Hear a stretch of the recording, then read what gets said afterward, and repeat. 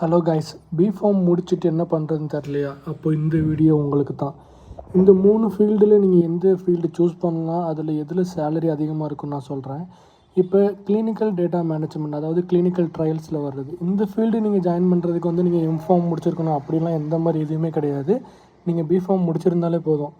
ஏன்னா நீங்கள் work join பண்ணதுக்கப்புறம் ரொம்பவே ஃபீல் பண்ணுவீங்க. இப்போ நீங்கள் பிஃபார்ம் முடிச்சுட்டு போயிருப்பீங்க, இல்லை எம்ஃபார்ம் முடிச்சுட்டு போயிருப்பீங்க. ஆனால் உங்கள் கூட வந்தவங்கெல்லாம் ஆர்ட்ஸ் அண்ட் சயின்ஸ், அதாவது science background, MSc science, BSc science, அவங்க கூட இந்த ஃபீல்டுக்கு எலிஜிபிள் தான். ஆனால் நம்ம கட்டின ஃபீஸ் வந்து லேக்ஸ் கணக்கில் இருக்கும். அவங்க அந்த ஹோல் இயர்ஸுக்கு ஸ்பெண்ட் பண்ண மொத்த ஃபீஸே வந்து 50,000 அந்த மாதிரி தான் இருக்கும். ஸோ நீங்கள் பிஃபார்ம் முடிச்சுட்டு கிளினிக்கல் டேட்டா மேனேஜ்மெண்ட் ஃபீல்டில் வர்றது வந்து ரொம்பவே ஒரு நல்ல ஆப்ஷனு. நீங்கள் ஒரு 3 to 4 இயர்ஸ்லேயே நீங்கள் 18,000 to 1 lakh வரை நீங்கள் சேலரி எதிர்பார்க்கலாம். விஜிலன்ஸும் அதே மாதிரி கிளினிக்கல் ட்ரையல்ஸில் வரதான், அந்த அட்வர்டைஸ்மெண்ட் இது பண்ணுறது அந்த மாதிரி தான் வரும்.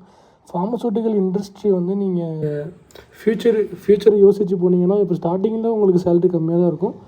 ஆனால் நீங்கள் ஒரு 5 வருஷம் ஒரு 8 வருஷம் கழித்து நீங்கள் ஒரு நல்ல சேலரி எதிர்பார்க்கலாம். ஸோ இதில் எந்த டவுட் இருந்தாலும் கமெண்ட்டில் கேளுங்க. நான் நெக்ஸ்ட் வீடியோ வந்து உங்களுக்கு போஸ்ட் பண்ணுறேன். தேங்க்யூ.